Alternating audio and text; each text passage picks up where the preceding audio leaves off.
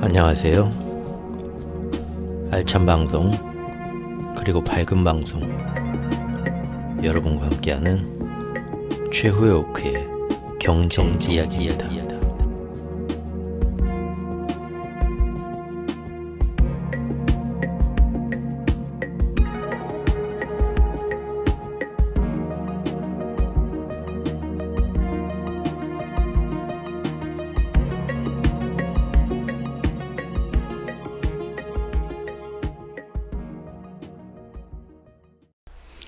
안녕하세요. 최오쿠입니다. 예. 수도권에 밤새 비가 굉장히 많이 왔었다고 하네요. 물론 지금 남부도, 제가 사는 남부 지역도 어제 밤에 이렇게 소리를 들어보면 비가 그쳤다 살살 오다가 또 한 10분 뒤에는 뭐 포탄 쏟아지는 것처럼 한 10분 막 왔다가 또 조용해졌다가 뭐 난리를 치더라고요. 요새는 이제 지금 뭐 장마철이라는 어떤 저 같은 비슷한 이제 나이대 분들이 어렸을 때부터 겪었던 그런 장마철은 이미 없어진 지 오래죠. 그냥 동남아의 저 우기, 건기 하는 것처럼 그런 표현이 맞는 것 같습니다. 이렇게 막 집중호우가 내렸다가 또 지금 오늘 이쪽은 또 날이 확 해서 이렇게 또 하루 이틀 가다가 또 비가 오다가 뭐 이렇게 되는 것 같은데, 예, 다들 뭐 출퇴근들 뭐 할 때 비 많이 오고 하면 힘드실 텐데 운전들 조심하시고요. 자, 오늘 상반기 결산 3부 해보겠습니다. 1부에서는 상반기에 실제 시장이 증시를 중심으로 해가지고요. 미국 증시죠. 사실상 어떤 식으로 얼마큼 올라가서 지금 6월 말에 딱 어떤 모습으로 끝났나. 거의 지금 61%가 강세장이고 빅테크와 AI에서만 오르던 게 전방위적으로 지금 확산되려는 움직임까지 보고 있고요. 그리고 거의 뭐 웬만해서는 자기 의견 잘 접지 않는 1티어급 전문가들, 심지어 그룹급들, 강세론자든 약세론자들도 이렇게 6개월 동안 시장이 매번 이럴 거다 저럴 거다 할 때마다 네 말은 듣기 싫어 하는 식으로 도망가는 뱀처럼 자꾸 이렇게 변해가지고 결국 6개월 동안 이렇게 끌어지니까 상고하자든 상저하고든 노랜딩이든 골디락스든 뭐 했던 사람들, 뭐 이제부터 금융위기가 온다 했던 사람들도 다 지금 뭡니까? 너도 모르고 나도 모르겠다. 지금 뭐 말을 막 이랬다 저랬다 전부 자기 의견들을 뭐 지금 막 바꾸고 있죠. 입장을 이건지 저건지 한 치 앞도 모르겠다 지금 이겁니다. 예. 이런 상황으로 지금 왔다 라는 게 지금 보였고요.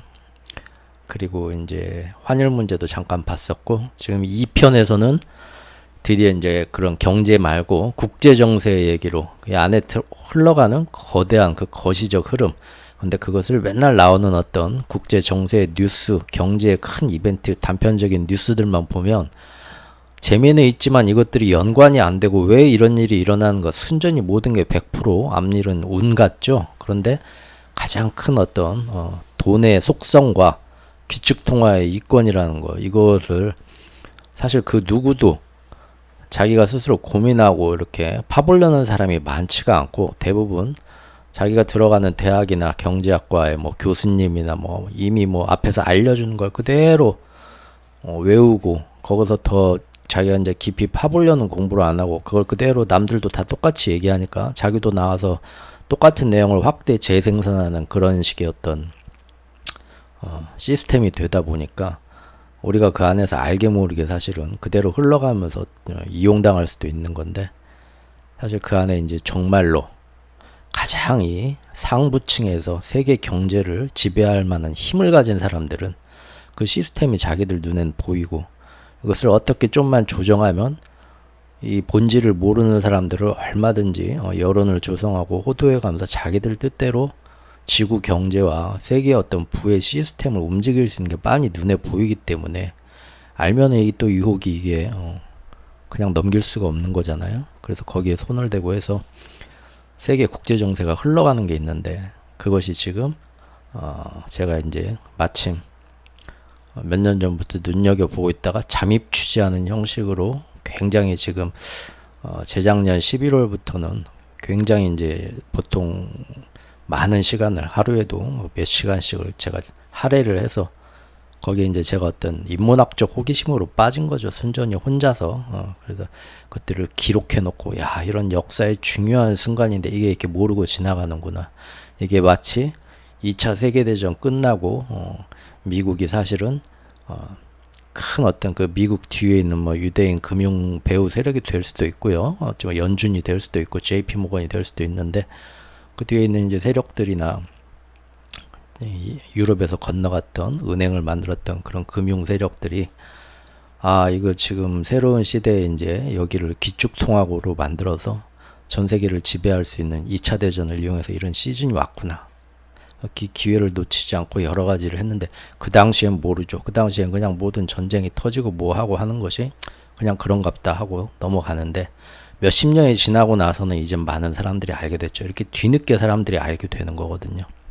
그 당시엔 모릅니다. 70년대, 80년대 뭐 베트남 전쟁부터 해가지고 뭐 메커시즘 열풍부터 해서 미국에 있던 뭐 그 뒤에 어떤 식으로 그게 뭐 남미나 뭐 어떤 제3세계에서 일어났던 폭동들, 쿠데타들 그런 것들마저도 심지어 경제 전쟁에서 다시 그 전에 뭐 17세기, 18세기까지 있던 정말로 총칼 무력으로 들고 가서 점령하는 식민지, 제국주의 식민지가 아니라 총칼은 없어졌지만 오히려 더 효율적이고 더 재밌게 잘 발라먹을 수 있는 경제 식민지를 만드는 그런 것들이 그 당시 이루어지고 있었지만 아무도 몰랐죠. 단순히 그냥 냉전 시대에서 미국과 소련 진영, 양대 진영으로 이렇게 싸우는 거다라 생각을 했지만 그것도 몇십 년이 지나고 나서 이제 하나하나 밝혀지고 그 당시 CIA에 있던 사람들이 얘기하고 뭐 하면서 이렇게 밝혀지면서 알고 보니까 뒤에서 이런 식으로 경제로 세계를 지배하기 위해서 이런 흐름들이 있었구나.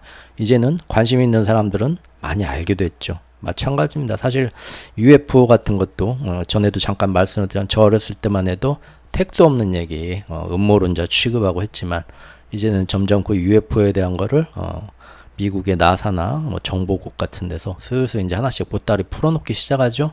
그러면 언젠가는 곧 조만간 한 10년, 20년 안에는 또 그렇게 우리가 사람들 생각이 바뀔 수도 있어요. 뭐 예를 들면 가만히 생각해 보니까 인류가 꾸준히 노력하고 여러 가지 과학자들도 나오고 문명의 발전이 이루어졌는데 희한하게 그 몇천 년의 세월 속에서 최근 100년 사이에 온갖 말도 안 되는 기술들이 다 쏟아져 나왔네.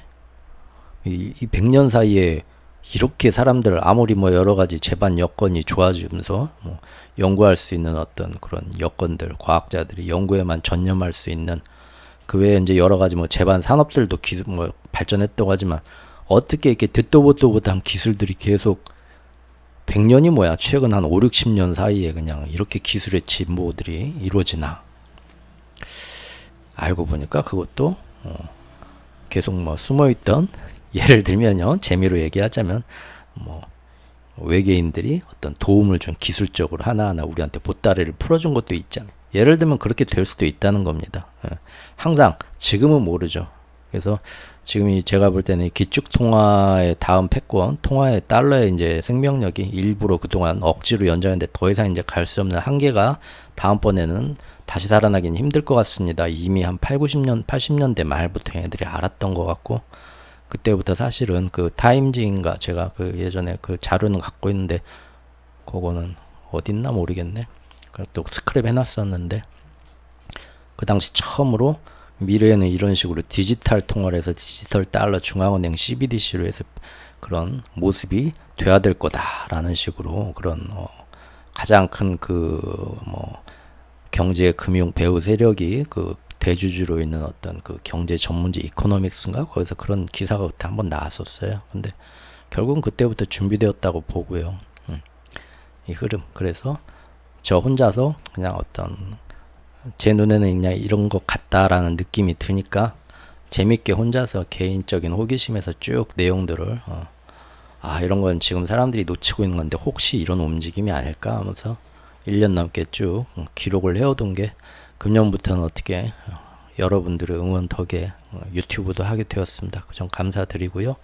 어쨌든 그래서 저번 2편에서 그런 국제정세에 지난 1년부터 금년 상반기까지 그거를 총 서머리 하듯이 한번 쫙 놨습니다. 이제 그 흐름을 알고 이제 7월부터 시작하는 금년 하반기에는 지금 얘네들이 세팅해 놓은 상차림이 어떻게 되었고, 그렇다면은 아하, 얘네들이 밥 숟가락 들어서 어떤 반찬부터 집어먹겠구나, 대충 감이 올 수도 있는 거죠. 물론 미래일을 정확히 다 하나하나 맞출 수는 없지만, 예, 그렇게 보는 겁니다. 사실 제 채널은 거의 그런 거시경제의 큰 흐름이고요. 시장의 어떤 흐름 같은 건 뒤에 차트 같은 건 맞춰보는 식이기 때문에, 그리고 제 말이 다 맞다는 것도 아닙니다. 물론 지금까지 제가 뭐 제 자랑을 하자면 거시경제적 큰 흐름은 시간상의 차이는 있었지만 1년 반 동안 굉장히 많이 맞아왔어요. 특히 뭐 분기별, 반기별로 뒤에 이렇게 될 거다 하는 건요. 하지만 뭐 시장이 얼마큼 튀어오르고 얼마만큼 어떤 분야에서 뭐 이런 모습이 나올까, 그런 것까지는 다 못 맞추고 틀린 것도 많습니다. 그래서 참고만 하시고, 또 저와 전혀 다른 관점으로 보는 경제를, 그런 쪽도 뭐 들어가서 참고를 하시고, 만약에 이거를 실제 자기 투자에 이용을 하시겠다 하시면 그거는 이제 본인이 잘 판단하고 본인이 잘 하는 걸 봐야겠죠. 나는 이런 와중에, 복잡한 시장의 와중에서도 특히 예전부터 내가 재미 보고 잘 알고 있던 이 분야는 내가 자신 있어, 나만의 리듬이 있어 하시면 들어가서 거기서 얼른 재미 보고 나오시거나 뭘, 그러면은 최상의 그거는 뭐 결과겠고요. 저는 이제 그런 민첩성이 떨어져서 그렇게 잘 못해요. 뭐 노인네라서 밤에 미국 시장 잘 보지도 못하고 그 시간에는 자야 되고, 사실 잠은 늦게 자는데 미국 시장은 안 보고 맨날 영화, 음악 듣고 뭐 옛날 추억의 뭐 영화 보고 그럽니다. 그리고 간혹 근데 또 오셨다가 아유 이제 최욱호가 이렇게 얘기하는 거 제법 그럴듯한데, 들어보니까 이 양반 좀 그냥 한번 이 사람 말 듣고 여기다 해볼까 했다가 또 그런 단기적인 어떤 경제 뭐 증시 상황 예측 그런 거는 틀리면 또 저 때문에 손해를 보실 수도 있어요. 그러니까 항상 최욱호가 맞냐 저놈이 맞냐 막 찾아다니지 마시고요. 메뚜기 한철처럼. 제가 그 항상 블로그 왕 추천글에도 써놓지만 믿을 건 나밖에 없는데, 그렇게 돌아다니면서 저 사람은 더 대단한 사람이래 잘 맞췄대 한만 찾아다녀 봤자요, 돈 낭비, 시간 낭비입니다. 빨리 자기만의 비율을 세워야 되는데, 이 사람한테서 내가 지금 이 사람이라는 인연이 내 인생에, 발음 조심해야지, 제가 살짝 혀가 짧아서, 이 사람이라는 그 이번 생의 인연이, 카르마나 이런 것들이 왜 나는 최옥호라는 사람을 알게 돼서 이 사람이 내 인생에서 이만큼 들어왔지? 그거는 뭡니까? 이번 생에서 이 사람과 연관되면서 자기의 소울이, 영혼이 배울 게 있다는 거죠. 내가 정말 멋진 그 영혼으로 진화하기 위해서 이 사람하고 관계되면서 나한테 자극을 주면서 내가 여기서 성장할 수 있는 기회가 있기 위해서 모든 인연이 나하고 이렇게 겹쳐지는 거 아니겠습니까? 그런데 저 사람의 인연이 특히 나한테 찾아왔다는 것은 내 영혼이 그걸 원하고 있었다는 거죠. 이번 생에. 이번 생에 지지리도 그냥 맨날 싸우고 이 왼수야 화상화 하는데 그런 사람하고 부부로 만났다. 둘 다 이번 생에 나는 이번 생에 이런 사랑과 인간관계에 대해 애정에 관해서 그게 작용과 부작용 그런 것들을 제대로 정립을 하고 제대로 배워서 내 영혼이 거기에서 그 업보에서 헤어나서 더 성장한 영혼으로 진화하고 싶어 하고, 태어나기 전에 자기 이제 입사 지원서를 썼겠죠? 두 영혼이. 그래서 둘이 이제 매칭이 돼서 쓸데없는 얘기 또 하네요. 죄송합니다. 얼른 들어갈게요. 자, 상반기 결산 3부는 그래서 이제는 그 얘기들이 쭉 국제정세 얘기가 이어져서 지금 하반기에 어떤 식으로 상차림이 세팅된 날 할 거고, 일부 맨 처음에 나왔던 일본의 우에다 총리가 그래서 그 사람의 움직임이 굉장히 중요한데, 바로 며칠 전 6월 말에 어떤 움직임이 있었는가, 그 뒷얘기, 숨은 속사정 얘기하면서 마치도록 하겠습니다. 자, 들어가기 앞서서 잠깐 지금 며칠 사이에 또 있었던, 주말 사이에 있었던 재밌는 토픽 뉴스 한번 같이 다뤄보겠습니다. 디리스킹이라고 말은 하는데, 저번에도 어떤 분이 이제 댓글로 질문을 해주셔가지고, 블로그 댓글입니다. 유튜브 댓글은 좀 여러 사람 좀 논쟁거리가 있으니까 되도록이면 블로그에 댓글 달아주시고요. 디리스킹이라니까 어떤 헤빙 모드가 있지 않겠냐, 이제 언론에서 그런 얘기 굉장히 많이 했죠. 이제부터 헤빙 모드고 거기에 맞춰서 우리도 경제 정책을 바꿔야 된다 하고요. 근데 사실은 제가 볼 땐 다 쇼라고 했죠. 지금 주말에도 이런 뉴스도 떴죠. 보신 분들 많을 겁니다. 디리스킹이라고 하는데 사실은 미국과 중국의 경제전쟁은 지난번 G7 회의 이후로 G7 회의가 어떤 의미를 갖나 2편에서 말씀드렸죠. 점점 살벌해지고 있죠. 자, 지금 옐런 미국 우리 좋아하는 우리 옐런 누님이 아유 너무 귀여워요 이분. 이분이 지금 2, 3일 후에는 지금 한 2박 3일로 지금 중국에 가서 저번에 바이든이 우리는 디리스킹이다. 경제적으로는 서로 피해가는 건 절대 원하지 않다. 잘해보자. 지금부터 얼음이 녹는 해빙 모드다. G7 끝나자마자 나와서 그런 얘기 했고요. 그러고 나서 바로 몇 주 뒤에 토니 블링컨이 날아가서 우리 잘해봅시다 하고 이번에는 또 경제적으로 잘해봅시다고 옐런 누님이 재무장관님이 가려고 합니다. 자, 이거 7월 4일 뉴스인데요. 일단 중국 가기 전에 미국에 있는 중국 대사관에 가서 우리 앞으로 거시경제와 금융 협력이 중요하니까 잘해봅시다 또 가서 유화적인 제스처를 했다고 합니다. 그런데 뭡니까? 중국에서 치고 나왔죠. 이번 주말에 뭡니까? 서방의 반도체 제재하니까 어떤 반도체 제재를 했죠? 말로만 디리스킹이라고 하면서 지금 일본이 확실하게 지금 반도체 소재 장비 지금 다 수출 안 하겠다고 4월부터 결정했고요. 그리고 드디어 네덜란드의 ASML 슈퍼을이라고 불리는 반도체 업체에서 ASML이 중국의 막대한 그 시장 포지션을 갖고 있는데도 미국의 설득대로 7월부터인가 뭐 8월부터인가 이제 저기 뭐 노광 장비 여기다 안 주겠다. 중국에 정말 그 웬만한 일반적인 저기 좀 쓸만한 반도체 만드는 것도 그 반도체 장비도 이제 수출을 안 하겠다 지금 그러잖아요. 화가 이빠이 나죠 지금. 예? 그래서 중국도 드디어 무참하고 나눈 게 뭡니까? 히토류 2종의 수출을 막으면서 그래 우리도 뭐 니들한테 엿먹일 거 있어 하면서 보복에 나섰다는 거죠. 이번 조치가 제닛 옐런 미국 재무장관의 중국 방문 직전에 진행됐습니다. 뭐냐? 칼륨과 저마늄이라고 되는데 게르마늄이죠. 칼륨과 게르마늄 수출을 통제한다.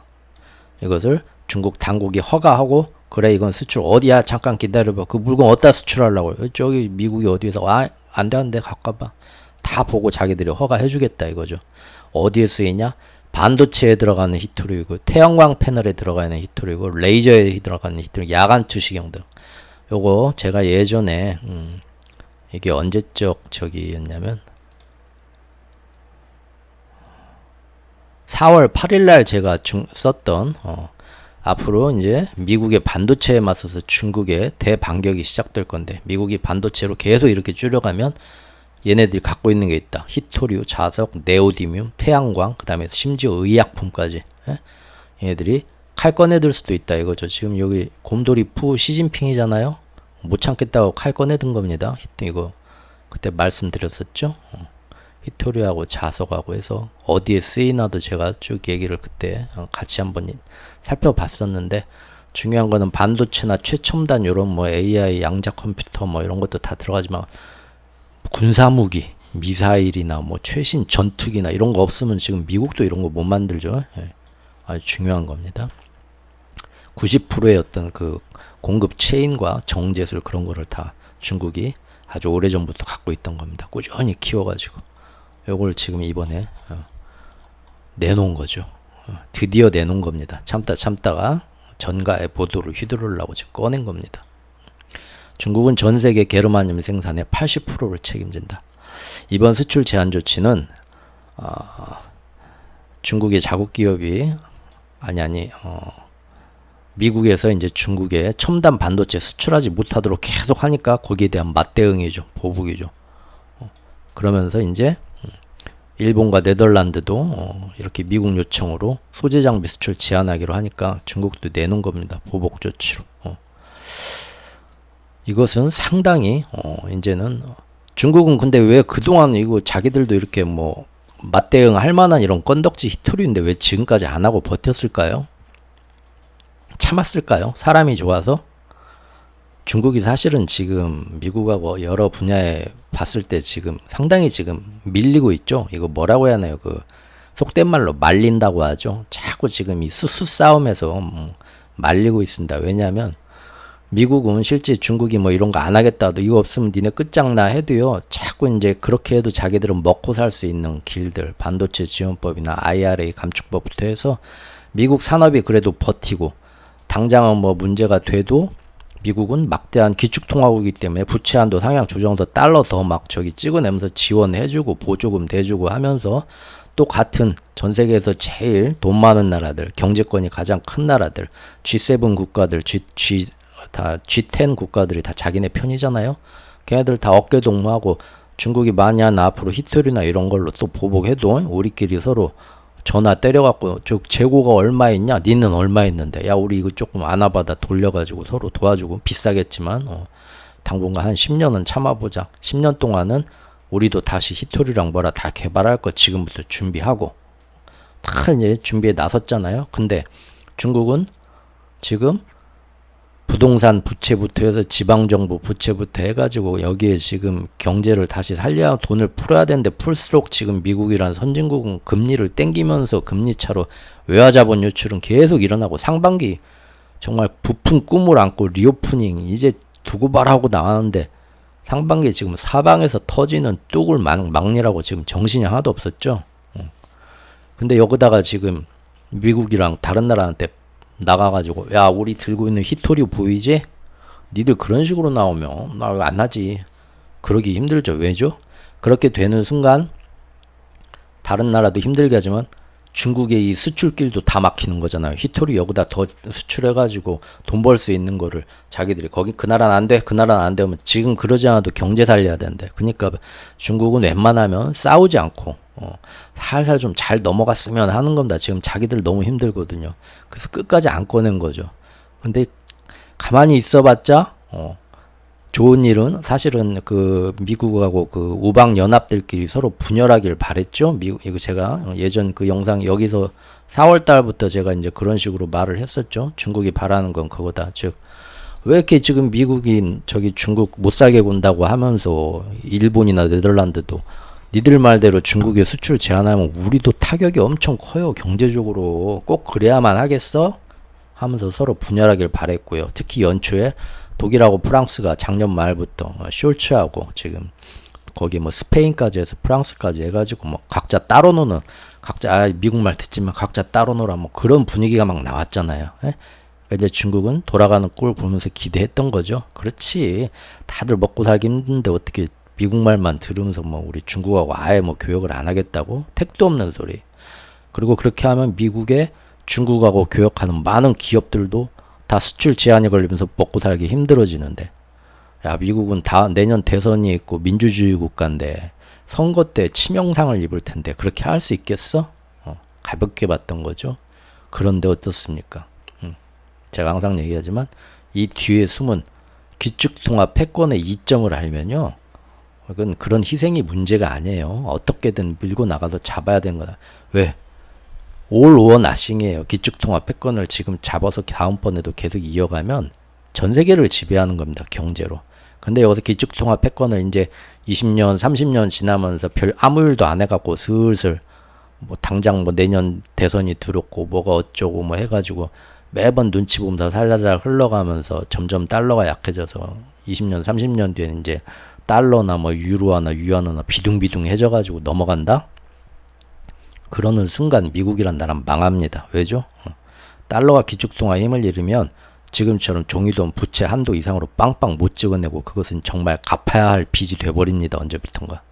그럼 나라 망하는 거예요. 전 세계에서 가장 많은 빚이 되면서.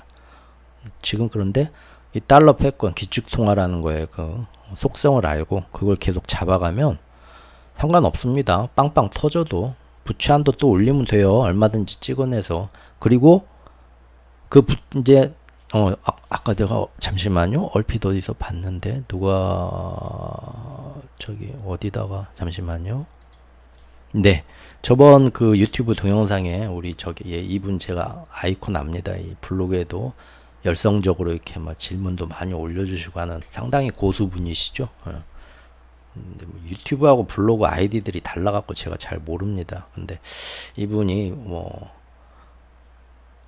다른 국가를 이런 식으로 뭐 어떤 미국이 다 경제적으로 무릎 꿇린다고 해도 그러면 미국 국채를 그때 가서 누가 사줘야 하는데 중국, 일본이 사줄 여력이 없으니까 결국은 연준에서 다시 자기 나라 국채 사들이면서 완화 정책으로 넘어가니까 아무 소용이 없을 거다.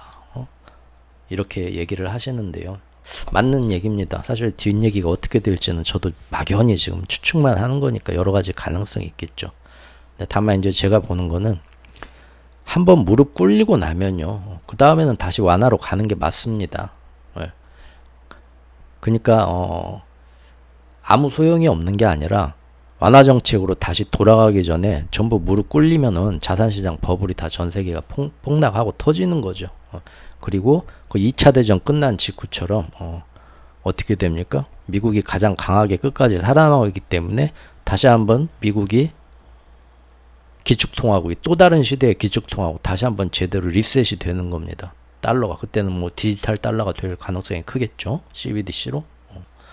그리고 채권 발행을 이제 못 사주냐? 아유, 망한다고 해서 아주 뭐 중국이 없어지나요? 유럽이 없어지나요? 그러진 않습니다. 2차 대전 때 그 폐허가 됐어도 유럽이 없어졌나요? 10년, 20년 지나면 금방 또 살아납니다. 그죠? 아예 뭐 나라가 뭐 핵폭탄으로 날아가는 건 아니잖아요. 그렇죠? 금방 그 몇 년 동안 힘들지만 계속적으로 경제 제재를 안 하고 정치만 얼른 어떤 새로운 시스템으로 돼가지고 뭐 중국의 뭐 사회주의가 이제 뭐 공산당의 분해가 되든지 새로운 정권이 들어오는지 예를 들면요. 그런 식으로 돼가지고 경제가 돌아가면 그 다음부터는 어떻게 됩니까? 일단 미국 국채는 전 세계 경제가 쓰러질 때부터 우리 돈이 없어 못 사주겠어가 아니라요. 뭔 일 터지는 순간 전부 미국 국채로 다시 달라듭니다. 지금까진 그랬어요. 어느 정도 힘이 있을 때 상대 나라가 미국 니네도 엿먹어봐라 하고 미국 국채를 던지는 거지. 금융위기가 터지면서 미국 국채가 쓰레기 값이 돼도요. 그거는 그렇게 이제 제가 작년부터 말씀드린 채권 국채금리의 채권 2페이지와 3페이지가 그렇게 온다. 그래서 지금 뭐 만약 하나 뭐 3배짜리 국채 뭐 그 지금 뭐 연초부터 들어가서 마음고생이 심하다 하시는 분들은 돈이 얼마가 들어가는지 모르겠지만 좀 기다려보는 것도 괜찮지 않을까. 제 개인적인 생각입니다. 절대 큰 의미 두지 마시고요. 왜냐하면 국제금리가 뻥 앞으로 뭔 일이 터지면 위로 치솟겠지만 그랬다 그게 2페이지인데 거기서 이제 전 세계가 다 이 나라 국채도 힘들고 저 나라 국채도 힘들고 지금 유동성 경색이 와서 채권이 똥값이 되면서 막 사방에서 연쇄적으로 금융이 빵빵빵빵 터졌을 때 그럴 때 이제 사람들이 믿을 게 없네. 이 나라 자산도 터지고 저 나라 자산도 터지고 그럼 이 돈을 뭘로 지금 바꿔놔야 되지? 하는 거죠. 근데 그때까지도 보니까 미국도 터졌지만 가만히 보니까 2차 대전 때처럼 딴 나라들은 다 터지고 제일 끝까지 살아남은 나라가 역시 미국이야. 그리고 기축통화는 아직도 미국이야. 다른 나라 정부는 언제 지금 망해갖고 다음 쿠데타로 다른 정부가 들어올지 모르겠는데 역시 미국은 천조국 안 흔들리네. 다음번에도 얘네가 1등 하겠네. 그러면 그게 사람들 마음에 기축통화가 되는 거고 그러면은 전부 다 다시 달러로 옮겨. 이번에 프리고진 잠깐 그 가두 시위하면서 올라갈 때 러시아 루블화 확 떨어지고 이것 때문에 오히려 전쟁이 빨리 끝내는 게 아니라 불확실성이 커지면서 유럽의 전쟁은 어떤 식으로 튈지 모르는 오히려 또 한치 앞을 알 수 없으니까 불안해하는 그 이틀 프리고진이 올라가는 이틀 순간 미국 국채 그리 또 한번 싹 몰렸잖아요. 전 세계 자금들이. 뭐가 안전한지 모르겠는데 지금 들고 있는 거 다 미국 국채로 바꿔놔. 그렇게 되거든요. 그래서 한번 버림받고 다 쓰러진 다음에는 그 다음에는 뭡니까? 쓰러지면서부터 미국 국채를 다 원하게 되는 거고요. 그 다음에 이제 다 죽었으면 이제 이 나라들 살려야죠. 우크라이나 저기 재건하는 것처럼 마셜 플랜처럼 해서 2차 대전 때 유럽 다 망한 거 유럽을 살려야 되잖아요. 미국 혼자만 다 망했는데 미국 혼자 살면 미국도 가만히 어디하고 장사해서 먹고 삽니까? 미국도 망하죠. 그러니까 이제 마셜 플랜이든 뭐든 풀면서 돈을 찍고 일어나면 그때는 다시 이제 새로운 시대가 오면서 돈을 풀면 새로운 또 경제 성장, 폐허에서 새로운 자산 시장을 리셋한 다음에 올라가는 시대가 되겠죠. 그러니까 그때는 아무 소용이 없는 게 아니라 하나의 주기가 끝난 거죠. 그리고 올라갈 수가 있는 거겠죠. 근데 이제 그게 최악의 경우에 그렇게 되는 거고요. 시름시름 이렇게 가면서 지금처럼 알아서 중국이 짜그라들고 알아서 경쟁국들이 짜그라든다. 그러면 10년 동안 길게 가는 거고요. 어떻게 될지는 모르겠습니다. 10년짜리 연착륙이 될지 한 방에 뭔가를 나는 여기서 만족 못해. 지금 기회 왔을 때 한번 지근지근 밟아줘야지 하고 경착륙을 일으킬지 그 상차림 세팅을 지금 보자는 겁니다. 답변이 잘 됐나 모르겠네요. 근데 이건 제 생각인데 또 질문하신 분도 댓글로 잠깐 몇 줄 물어봐서 그렇지 더 이제 깊은 여러 가지 생각이 있겠죠. 서로 간에 어떤 얼굴 맞대고 뭐 얘기하기 전에는 진솔하게 이제 어떤 이 궁금증들이 완벽히 해결되긴 어려운 게 이제 어쩔 수 없는 한계인 것 같고요. 그래도 이제 좀 어느 정도 전달이 됐길 바랍니다. 예. 어쨌든 히토류에 대해서 이렇게 지금 일이 나왔다는 겁니다. 중국산 게르마늄 저기 수입국이 어디냐? 일본, 독일, 네덜란드가 많이 수입하고 있고요. 상위 수입국이 일본, 프랑스, 독일, 미국 순이다. 그러면은 요걸로 옐런이 방중하기 전에 우리 이렇게 지금 다음 달부터 8월부터 우리 이렇게 할 거야 한 얘기는 뭡니까? 니네도 좀 힘들 수 있으니까 옐런이 와서 굽신굽신하면서 왜 그래 잘해보게 이번에 하면서 그러면은 우리 중국 이렇게 뭐 니네 수출 제한하기 이거 좀 풀어줄 거야? 살짝 삐지면서 얘기하면 그래 하나씩 양보하자. 그걸 은근히 바라고 있겠죠. 그러니까 일부러 이렇게 딱 띄운 겁니다. 근데 바로 그 다음날 뭡니까? 놀고 있네. 아니 저기 해빙 어쩌고 하시던 바이든이 직접 뭐 히토류를 그럴 줄 알았다. 야 이건 막 이미 연초부터 다 우리 예상하고 있었어. 그러면은 당장 뭡니까? 니네 지금 중국 니네도 클라우딩 서비스, 클라우드 컴퓨팅 서비스를 모든 전 세계 기업들이 지금 다 쓰고 있는데요. 전 세계에서 이 클라우드 컴퓨터, 이 클라우딩 시장을 가장 크게 갖고 있는 1위 위기가 뭡니까? 아마존. 아마존 웹 서비스하고 AWS죠. 그 다음에 마이크로소프트 애저죠. 예. 여러분들 뭐 그 블로그 같은 거 하시는 분들 있는지 모르는데 우리나라는 지금 네이버하고 카카오 플랫폼에서 거의 잡고 있지만 외국의 어떤 그 전 세계 블로그 시장을 잡고 있는 41%가 잡고 있는 게 워드프레스죠. 구글에서 나오는 워드프레스인데 그 워드프레스 도메인 해가지고 자기가 만들고 그 저장하고 하는 거 그게 다 클라우딩 서비스 개인들도 그게 다 아마존 웹 서비스나 마이크로소프트 애저 같은데 다 저기 호스팅 해가지고 하는 거죠. 제가 알기로는 그렇게 알고 있습니다. 이용료 비싸요 그거. 개인들도 그렇게 하는데 기업들은 뭐 거의 뭐 이런 미국 기업들이 많이 독점하고 있죠. 근데 그렇게 나와? 그러면은 니네 저기 뭐야 중국의 모든 빅테크 기업들부터 해서 걔네들이 이용하고 있는 미국의 아마존이나 MS의 뭐 애저 같은 거 마이크로소프트 거기에 지금 중국 기업들 니들도 그럼 8월 달부터 뭐 너네 여기 지금 접근할 수 해야 되는지 우리가 검토하겠어. 이것도 국가 보안의 문제거든. 국가 안보의 문제거든. 그리고 지금 반도체 넘어갔고 제가 저번 시간에 얘기한 것처럼 중국에 대한 제재가 어디까지 확장됐다고 했죠. 이번 G7 이후에 클라우딩 컴퓨터로 지금 그 다음에 AI 인공지능 클라우딩 컴퓨터 그 다음에 양자 컴퓨터로 가고 있다고 했잖아요. 이미. 예? 근데 지금 클라우딩 컴퓨팅 지금 옳다쿠나 하고 또 치고 나오는 거죠. 즉 뭡니까? 당장 미국에서 먼저 아마존이나 MS에 대해서 클라우딩 컴퓨터 중국이 못 쓰게 하겠다 하면 또 지금 빅테크 기업들이 나가서 아니 왜 그래요 도대체 바이든 자네는 이 할배는 그렇게 미국 기업을 죽이고 싶어? 화낼 수 있겠죠. 그런데 중국이 히토류 어쩐데 하면 자기들도 맛보고 하는 거예요. 야 중국한테 가서 쟤네가 먼저 건들잖아. 말이 되잖아요. 그러니까 아주 틈만 나면 꼬투리만 잡히면 옳다쿠나 하고 준비된 다음 펀치 내놓는 겁니다. 이게 지금 무슨 디리스킹 이런 거를 믿어야겠어요?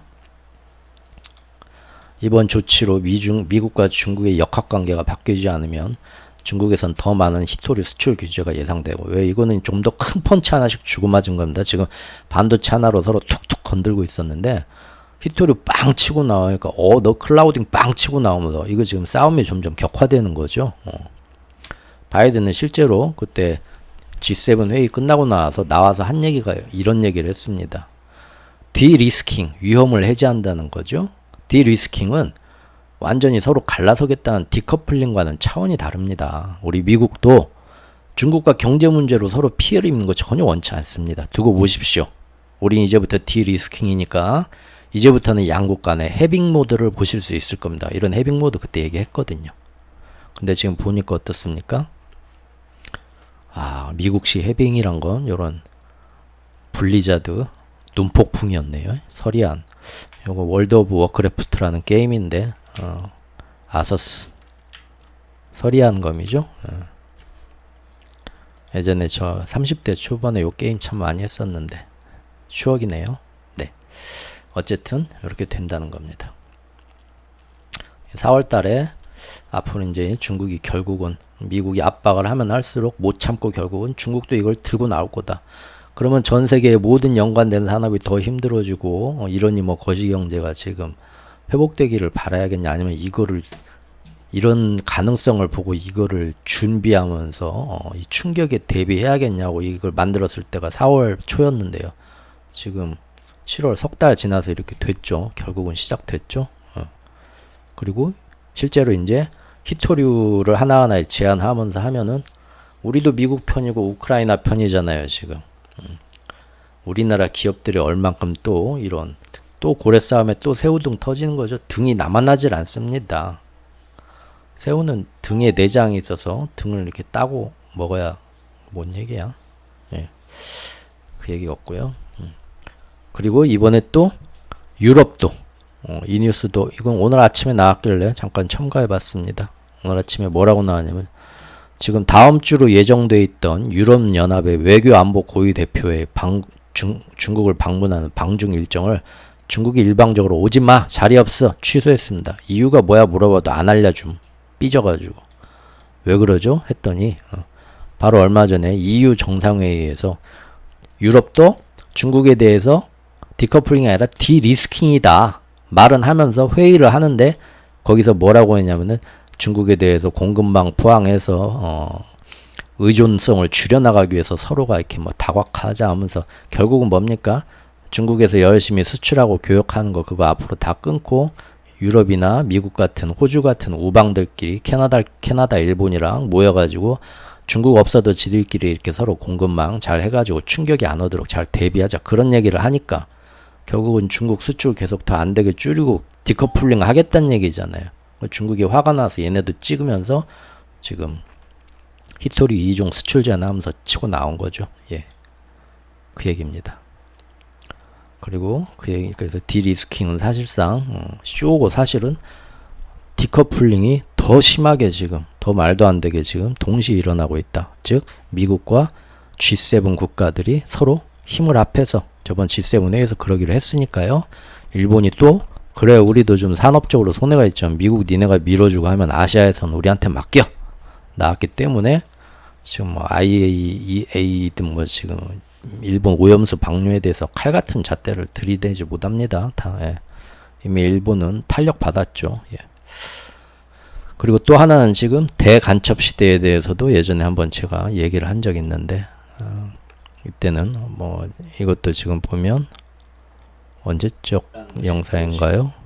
1개월 전에 한 달 전에 여러 가지 이제 그 국제 정세를 보면서 다시 돌아온 냉전의 간첩 시대다. 이제부터는 이것 때문에 점점 세계 경제가 힘들어지고 지금까지 자유무역주의 경제 논리로 경제학자들이 보는 것처럼 거시경제 예상하면 전혀 안 된다. 전혀 다른 시대를 맞이했다. 서로 간의 간첩 활동 거기에 때문에 위축되는 기업들에서 정치 논리가 경제 논리를 앞서는 시대가 될 거다. 조심합시다. 얘기를 했었죠. 실제 근데 이게 언제적 뉴스냐? 3일 전 뉴스라고 합니다. 3일 전에 뭔 얘기를 했냐면 드디어 중국이 반간첩법 개정안을 이번에 내놨는데 간첩 행위가 예전 같은 혐의가 아니라 아주 뭡니까? 예전에는 국가 기밀을 뺐냐? 조사하는 건데 지금은 자기들이 따지기에 이것이 중국의 안보 이익에 관한 정보하고 조금이라도 연관되면 무조건 그 반간첩법에 적용을 받게 만들었어요. 이게 뭔 얘기입니까?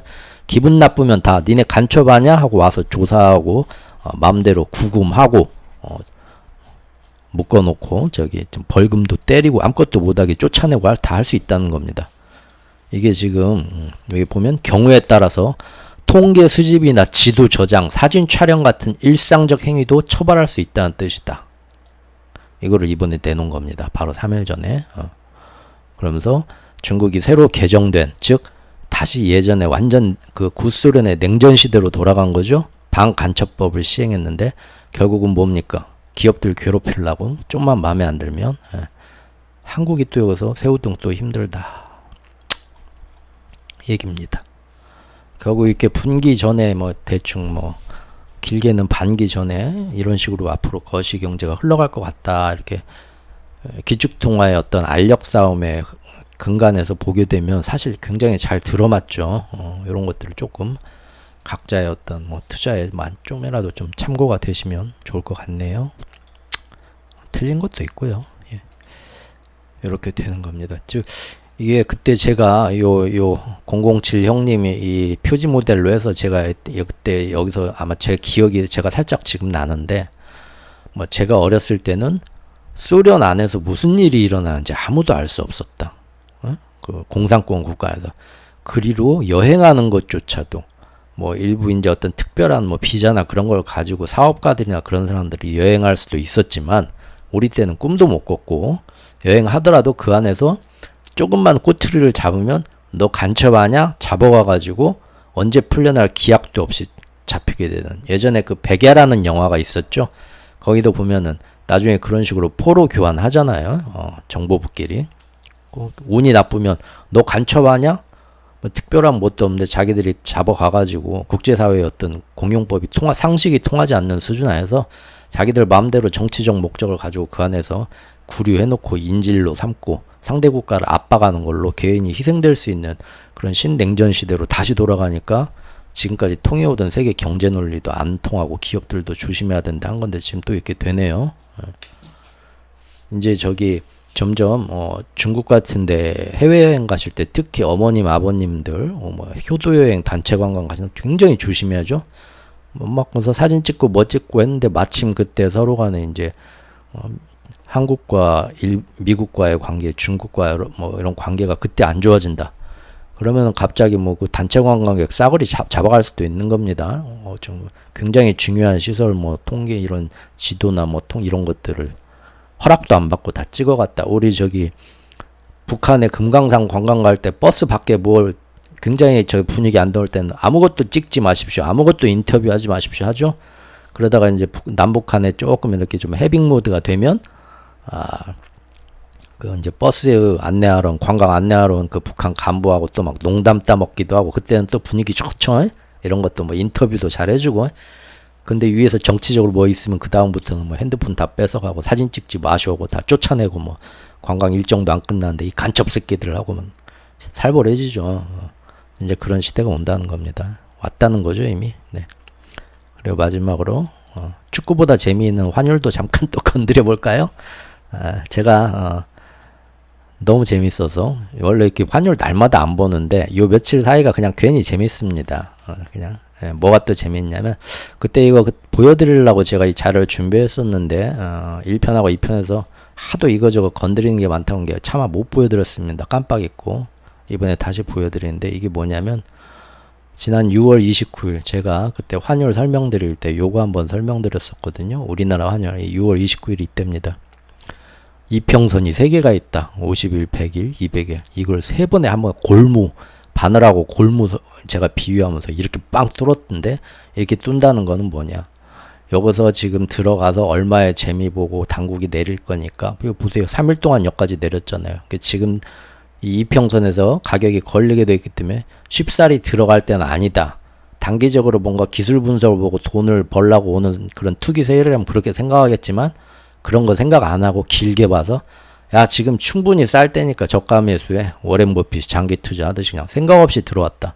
그런 애들이 이 시에 들어오니까 세계의 이평선이 한꺼번에 빵 뚫리는 심상치 않은 모습이다. 제가 그때 그렇게 설명을 했었죠. 실제 그날 제가 이거를 왜 환율을 날마다 이렇게 쳐다보자는데 왜 들여다보게 됐냐면 저한테 알림이 왔었어요. 여기 보시면 시간도 적혀있네요. 6월 29일 오전 10시 아니 오후 11시쯤인데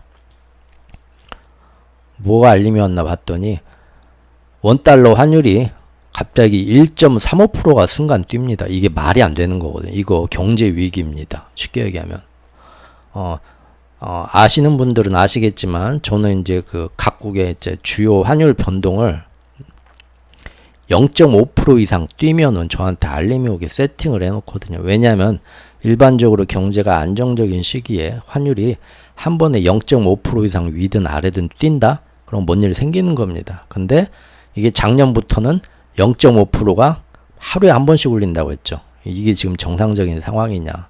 모든 경제 논리가 안 통하고 빅스 지수도 지금 하루짜리 그 만기 치아 24시간이 안 되는 만기짜리 그런 게 많이 뛰고 하면서 지금 빅스 지수도 사실상 먹통이 됐죠. 그래서 그거 지금 거기다가 초단기 그것도 지금 포함시켜서 설정한다고 바꿀 거라고 통계를 하는데 그게 지금 적용이 되고 있나 잘 모르겠네요. 그런 얘기가 얼마 전에 있었는데 모든 지금 전통적인 경제 이런 거 전통적인 시장에서 경험이 안 통하는 정신과 시간의 방 같은 대환장의 시대이기 때문에 이런 것들을 하나 짚어내고 이렇게 경험하고 복귀하고 하면 이것이 본인들한테 어떤 경제를 좀 알고 싶은 분들한테는 큰 어떤 공부의 기회가 되는 때다. 최근 1, 2년이 저는 그렇게 본다고 했죠. 근데 어쨌든 이날 1%가 뛰어도 깜짝인데 1.35%가 한꺼번에 뛰어서 제가 뭔 일이야 하고 이날 본 겁니다. 그랬더니 그날 골무 3개를 뚫었다는 거예요. 그래서 제가 이때 오호라 하고는 이때 이렇게 저기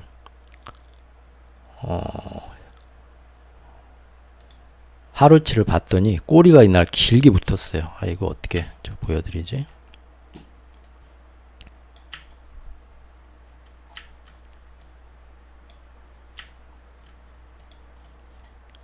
네, 이렇게 그날 하루치가 이렇게 길게 이걸로 하면 되잖아. 바본가?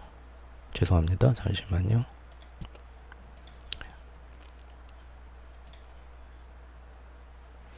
여기는 이제 좀 시간이 지나가지고 이 캔들이 위에까지 이렇게 차올라서 잘 안 보이는데 아까 1.35%빵 뜬 순간에 보니까 위로 꼬리가 이렇게 붙은 거예요. 보이시죠?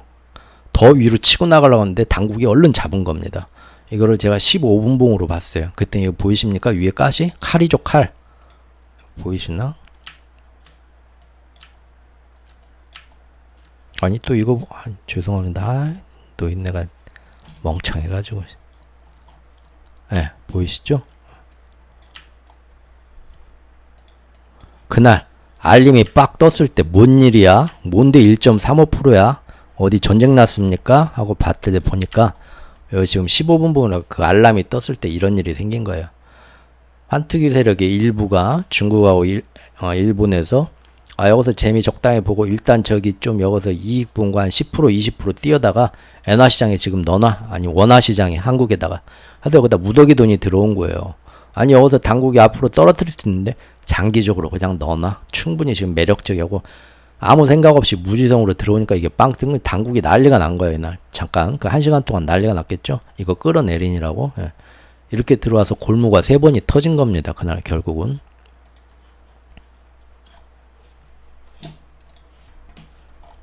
그거 한번 보여드리려고 갖고 왔고요. 그리고 그 다음엔 어떻게 됐나 볼까요? 요새 지금 보면 일단 위안합니다. 와 제가 이거 저기 재밌어요. 이거 한 번만 좀 오늘 또 서론이 또 1시간 가지만 한번 보시죠. 환율들 재밌어 하시더라고요. 예. 제가 이거 이제 도찌에서 해서 이게 언제입니까? 저번 영상 찍었을 때 7월 3일 날 이날 장 끝날 때까지 위안화 어떻게 내리는가 보자. 중국 당국은 7.25 밑으로 어떻게든 내리고 싶을 거다. 그래가지고 뭐 그때 뭐 여러 가지 개입을 구두 개입뿐만 아니라 그 뭐였죠? 지정 환율, 고시 환율도 자기들이 내려서 끌어내리는 뭔가 모습을 좀 액션을 좀 보여줬고 그럼에도 불구하고 중국의 경제 펀더멘털이나 여러 가지 보고 우습게 보고 후퇴들 안 하죠. 얼른 팔고 도망가고 알았어요. 여기 그만 재미 볼게 하고 다 이제 충분히 재미 봤다 하고 다 이제 매도 던지고 나갈 줄 알았더니 안 나가니까 그렇게 중국이 노력을 하는데도 결국 그날 보니까 종가가 어떻게 됩니까? 종가가 7.25 밑으로 못 내렸습니다. 그날만 보면 그래요. 엔화는 뭐 여기 지금 보면 7월 3일까지도 계속 145엔 까딱까딱 계속 찌르면서 어떻게 될까 옆으로 지금 감 보고 있었고요. 쉽게 여기도 안 내려가죠. 후퇴를 안 하죠. 환투기 세력들이. 네. 그런데 아주 재밌는 현상이 여기 일어나죠. 어제 일어났죠.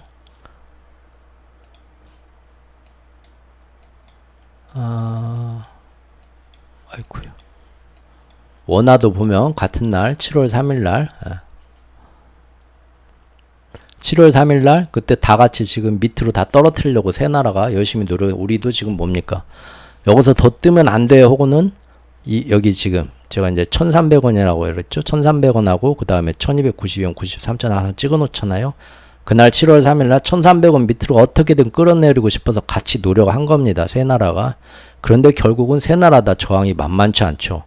아니 중국하고 일본 당국이 여기서 가만두지 않겠다, 좌시하지 않겠다 하면서 지금 나오는데도 왜 그렇게 저항이 만만치가 않죠? 제가 그때 말씀드렸죠. 이미 중국하고 일본은 금리 인하 사실 정도로 지금 정책을 내놓으면서 통화를 더 풀면서 위안화와 엔화 약세를 가겠다고 정책적으로 하고 뒤에서 돈을 풀고 있는데 그 제가 풀 메이크업으로 비유를 했죠.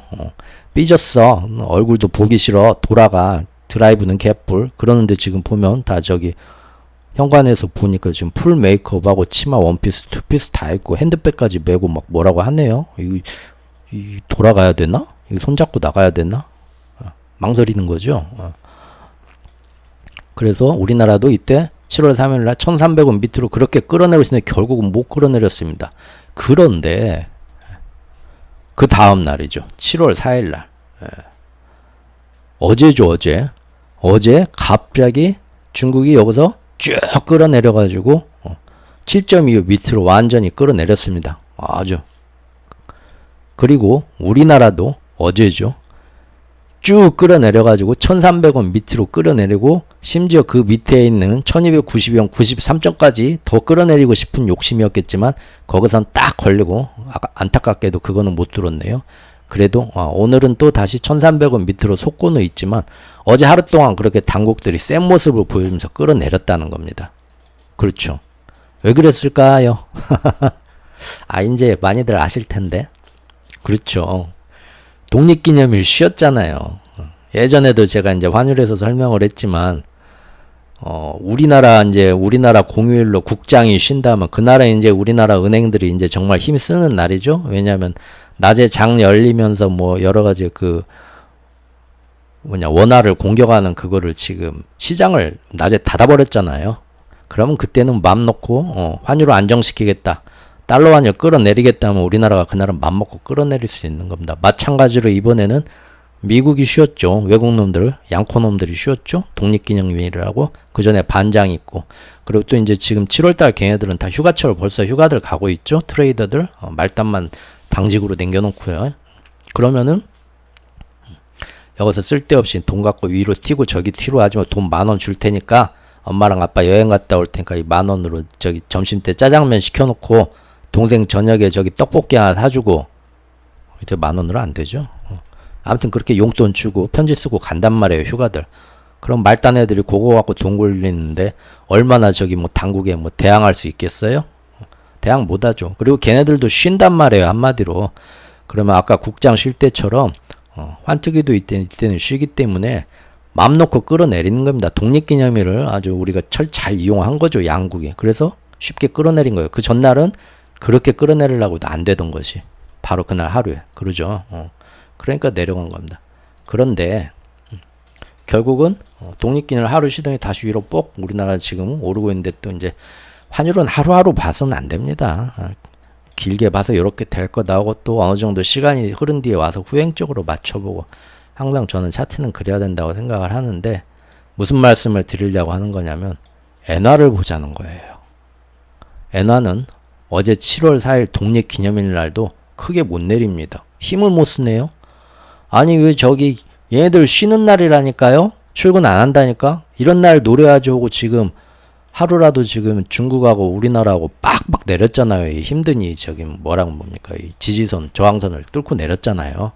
근데 왜 저기 일본은 왜 이렇게 사이좋게 옆으로 흘러가기로 했는데 왜 이날 별로 힘을 안 썼죠? 왜냐하면 이게 바로 지금 오늘 얘기하려는 주제하고 통해 있는 겁니다.